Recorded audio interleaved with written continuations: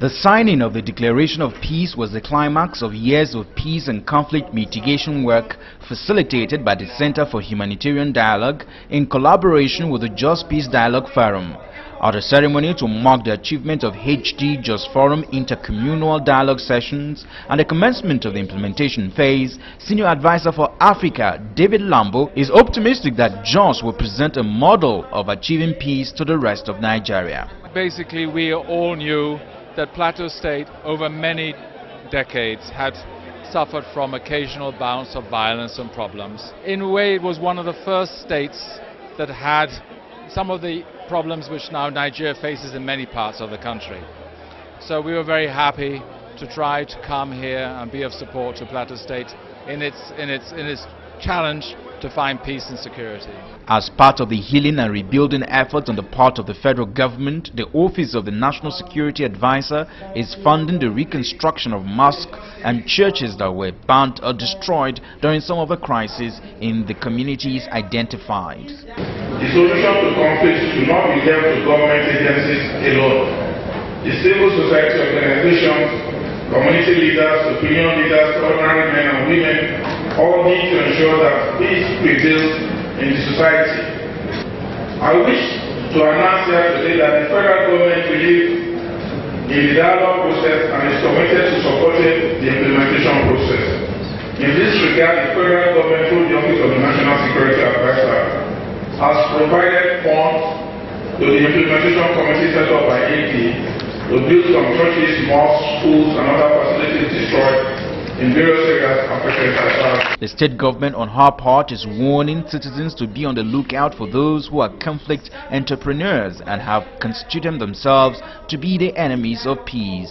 This is a state that has been traumatized over a period of time, and any effort that is going to bring peace, and also a very elaborate one like has been midwife of the HD Center, is, we must say, invaluable and well appreciated.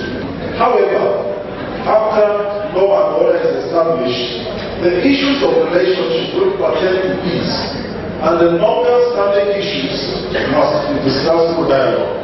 And we believe that we will continue as a government to provide an enabling environment and the atmosphere for dialogue to thrive.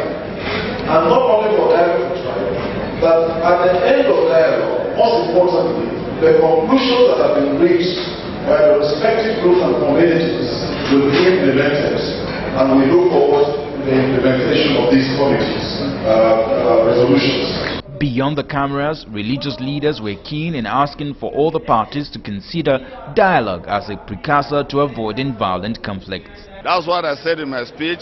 CAN is supporting this effort because that's what we are doing. That's our prayer, that's our move, to see that we live in peace with one another, because we are brothers and sisters.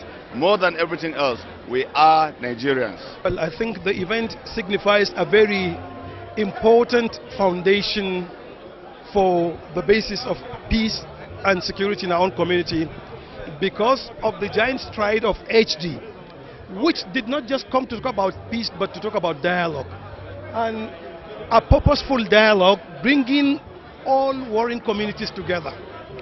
And it is a practical kind of field work and exercise which hitherto was not thought that it can become a reality. Representatives of the 8 communities involved and those who had participated actively in the peace and dialogue process were unanimous in calling on all the parties to respect the declaration of commitment to peace in the state.